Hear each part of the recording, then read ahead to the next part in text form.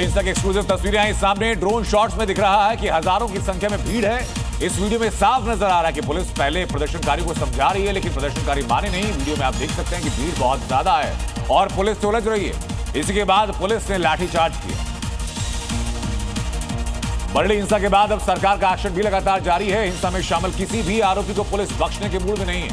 अब आरोपियों के खिलाफ बुलडोजर एक्शन शुरू हो गया। बरेली में हिंसा भड़काने वाले तौकीर रजा के रिश्तेदारों पर बुलडोजर कार्रवाई की गई। इस दौरान सुरक्षा के लिए भारी संख्या में पुलिस की तैनाती भी की गई और आरोपियों के अवैध अतिक्रमण को बुलडोजर से तोड़ा गया। बरेली में हिंसा के बाद बंद की गई इंटरनेट सेवा आज से बहाल की गई। हिंसा के बाद से ही प्रशासन इंटरनेट सेवा बंद कर चुका था। हिंसा में शामिल आरोपियों की गिरफ्तारी लगातार की जा रही है। पुलिस लगातार छापेमारी करके आरोपियों को गिरफ्तार कर रही है। अब तक 55 उपद्रवियों को गिरफ्तार किया गया। इसमें आईएमसी नेता और तौकीर रजा का करीबी नदीम खान भी शामिल है। बरडी हिंसा को लेकर पुलिस लगातार कई बड़े खुलासे कर रही है।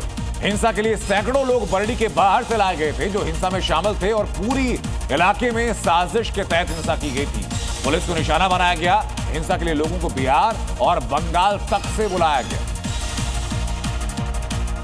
आईएनए ने शोपियां जिले के मालदेरा गांव में हिजबुल मुजाहिदीन के एक सक्रिय कार्यकर्ता तारिक अहमद मीर की संपत्ति जब्त की। तारिक को अप्रैल 2025 में गिरफ्तार किया गया था। उसकी भूमिका सक्रिय आतंकवादियों को हथियार पहुंचाने की थी। जब्त की गई संपत्ति में मालेदारा गांव में स्थित एक आवासीय घर और कुछ जमीन शामिल है। मुजाहिदीन आर्मी बनाकर हिंसा की साजिश रचने के आरोपी तौसीफ का परिवार भी हैरान है। तौसीफ के साथ उसके एक दोस्त को एटीएस ने पकड़ा था, लेकिन संदिग्ध गतिविधियों में कोई हाथ न मिलने पर उसको छोड़ दिया गया। कानपुर से शुरू हुई आई लव मोहम्मद की मुहिम के खिलाफ अब हिंदू समाज के लोगों ने प्रतिक्रिया देना शुरू किया। कई जगहों पर आई लव राम और आई लव महादेव के साथ आई लव योगी जी के पोस्टर नजर आए।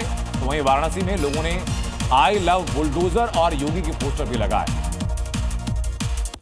बिहार के हाजीपुर में सीएम योगी के खिलाफ आपत्तिजनक टिप्पणी का मामला सामने आया। एक मुस्लिम युवक ने सीएम योगी के खिलाफ सोशल मीडिया पर आपत्तिजनक पोस्ट किया। पोस्ट वायरल होने के बाद पुलिस ने आरोपी युवक को गिरफ्तार किया, जेल भेज दिया। आरोपी युवक ने सीएम के फोटो के साथ छेड़छाड़ कर पोस्ट किया जो वायरल हो रहा है। बरेली में हिंसा के खिलाफ कार्रवाई को लेकर अब सांसद इमरान मसूद ने सवाल उठाए और सरकार पर दोहरे मापदंड पर कार्रवाई के आरोप लगाए। आप सुनिए जरा क्या कहा। तक कार्रवाई की बात है तो कार्रवाई तो सिलेक्टिवली हो रही है। कार्रवाई तो दिखाई दे रही है। 2 कानून चल रहे हैं। हमारे लिए कानून अलग है तो उनके लिए कानून अलग है। बिहार में आखिरकार फाइनल वोटर लिस्ट जारी कर दी गई है। बिहार का कोई भी मतदाता दिए गए लिंक के जरिए मतदाता सूची में अपने नाम का विवरण देख सकता है। आपको बता दें कि बिहार में मतदाता सूची पर काफी विवाद था और यह मामला सुप्रीम कोर्ट तक पहुंचा। सुप्रीम कोर्ट के निर्देशों के हिसाब से ही अब नई मतदाता सूची जाहिर की गई। बिहार चुनाव से जुड़ी हुई एक और खबर यह कि उम्मीदवारों को लेकर बीजेपी केंद्रीय चुनाव समिति की मीटिंग 5 अक्टूबर को दिल्ली में हो सकती है। पूरे देश में धूमधाम से दुर्गा पूजा मनाई जा रही है। देश भर में अलग अलग थीम पर भव्य पंडाल बनाए गए। तो वहीं पीएम मोदी थोड़ी देर में मां दुर्गा के दर्शन करेंगे। वो दिल्ली के सीआर पार्क में दुर्गा पूजन के लिए जाएंगे और कार्यक्रम में हिस्सा लेंगे। बिहार के पटना में कई भव्य दुर्गा पंडाल बनाए गए। पूरा पटना शहर रंग बिरंगी रोशनी से नहाया है। आज सीएम नीतीश कुमार मां दुर्गा की पूजा अर्चना के लिए मंदिर पहुंचे और पटन देवी मंदिर में मां दुर्गा का आशीर्वाद दिया। इस दौरान सुरक्षा के सख्त प्रबंध किए गए। बिहार चुनाव को लेकर सभी पार्टियां अपनी जमीन तैयार कर रही हैं और बहुत जल्द विधानसभा चुनाव के तारीखों की घोषणा हो सकती है। वहीं बीजेपी एक बार फिर हिंदू कार्ड खेलने की तैयारी में और इस बार भी चुनाव में बीजेपी की नजर हिंदू वोट बैंक पर है और इसी को लेकर बीजेपी ने हिंदुत्व के एजेंडे को आगे बढ़ाना शुरू किया। भोजपुरी सिंगर से राजनेता बने पवन सिंह और उपेंद्र कुशवाहा के बीच गिले शिकवे दूर करने की कोशिश है। इस बीच पवन सिंह और अमित शाह से मुलाकात की। इसके पहले बिहार बीजेपी के प्रभारी विनोद तावड़े अपने साथ पवन सिंह को लेकर उपेंद्र कुशवाहा के घर पहुंचे। उपेंद्र कुशवाहा पवन सिंह को एनडीए में शामिल कराने के खिलाफ रहे हैं।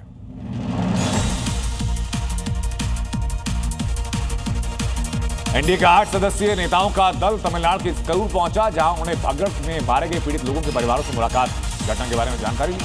दरअसल करूर में एक्टर से नेता बने विजय की रैली में भगड़ हुई, जिसमें कि 41 लोगों की मौत हो गई और कई लोग घायल हुए थे। वहीं बीजेपी के नेताओं ने पीड़ित परिवार से बात की और सरकार से मामले की जांच की मांग की। लद्दाख के हिंसा प्रभावित लेह शहर में प्रशासन ने कर्फ्यू में ढील दी और करीब 7 घंटों के लिए जरूरी सामानों की दुकानों को खोलने की इजाजत दी। प्रशासन ने आज सुबह 10 बजे से 7 बजे के लिए कर्फ्यू में ढील दी। इस दौरान बाजार धीरे धीरे खोले और एक हफ्ते से लगे प्रतिबंधों से जूझ रहे लोगों को राहत मिली है। फिलहाल पुलिस और अर्धसैनिक बल संवेदनशील इलाकों में तैनात। यौन शोषण के आरोपी चैतन्यानंद के काले कारनामों से लगातार पर्दा उठ रहा है। पुलिस जब चैतन्यानंद को ग्राउंड फ्लोर पर बने टॉर्चर रूम में ले गई तो नई जानकारी सामने आई। टॉर्चर रूम में वो छात्राओं को निजी तौर पर मिलने के लिए बुलाता था। इसी बीच पुलिस ने इंस्टीट्यूट में लगे सीसीटीवी कैमरों की लोकेशन खंगाली और देखा कि जिन कैमरों की एक्सेस बाबा के पास थी। दिल्ली यौन शोषण मामले में पुलिस लगातार एक्शन ले रही है। जांच में लगातार कई खुलासे हो रहे हैं। पुलिस ने चैतन्यानंद सरस्वती के 4 सहयोगियों को गिरफ्तार किया। एक सहयोगी को पुलिस ने बागेश्वर से पकड़ा, जिस पर एक पीड़िता के पिता को धमकी देने का आरोप। दिल्ली से 3 महिलाओं को हिरासत में लिया गया। दिल्ली बीजेपी के सीनियर नेता विजय कुमार मल्होत्रा का निधन हुआ। 94 साल की उम्र में उन्हें आखिरी सांस ली। मल्होत्रा दिल्ली एम्स में भर्ती थे। वो दिल्ली से 5 बार के सांसद रहे।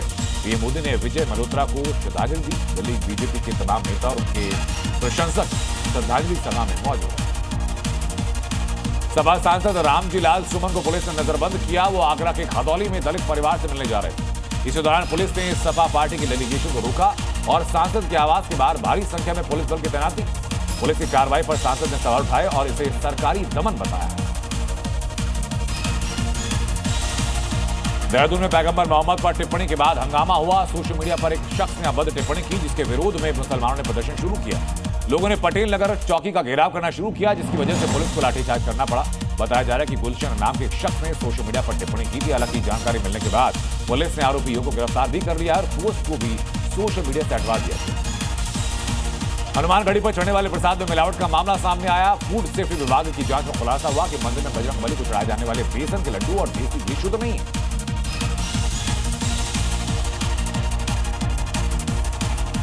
उधर छात्र से छिड़खाने की खबर सामने आई। राजस्थान के टोंक में कोचिंग संस्थान में जबरन धन परिवर्तन कराने वाले और तेजाब फेंकने की धमकी भी छात्रा को दी गई। इसके बाद अखिल भारतीय विद्यार्थी परिषद के कार्यकर्ताओं ने विरोध प्रदर्शन किया और कार्यकर्ताओं ने जिला कलेक्टर को ज्ञापन सौंपा। दोषियों के खिलाफ सख्त कार्रवाई की मांग की। उधर मध्य प्रदेश के ग्वालियर में गरबा कार्यक्रम के दौरान जमकर हंगामा हुआ। वैसे कार्यक्रम में एंट्री को लेकर युवकों के बीच 2 गुटों के बीच बहसबाजी शुरू हुई, जो देखते ही देखते मारपीट में तब्दील हो गई। जिसके बाद मौके पर अफरा तफरी का माहौल बन गया। कार्यक्रम में वैसे सुरक्षा व्यवस्था थी, लेकिन इस भिड़ंत के दौरान युवकों के गुटों के बीच जमकर लात घूंसे चली। मिठाई के बाद अब सब्जियों और फलों में भी मिलावट की जा रही है। सब्जी और फलों को जल्दी तैयार करने के लिए तरह तरह के केमिकल का इस्तेमाल किया जा रहा है। चमकदार बनाने के लिए भी खतरनाक केमिकल का इस्तेमाल किया जा रहा है।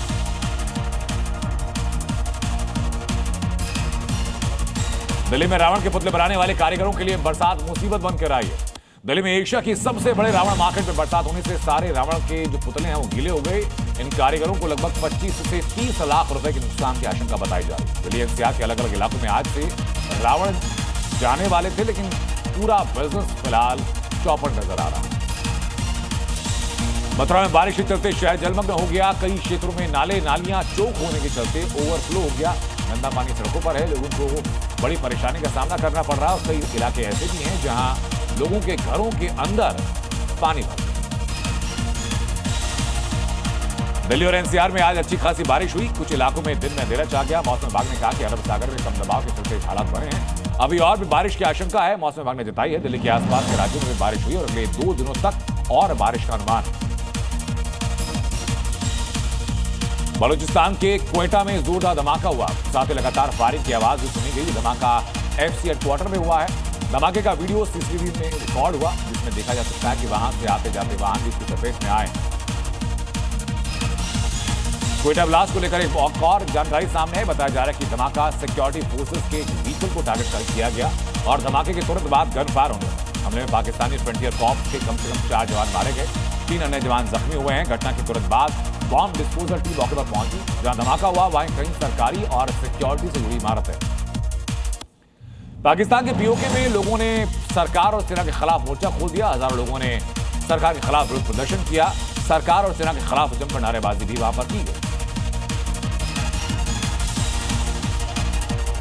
पीओके में हालात कंट्रोल से बाहर है। कई जगहों पर भयावह हिंसा हो रही है। आर्मी के काफिले पर भी पथराव हुआ।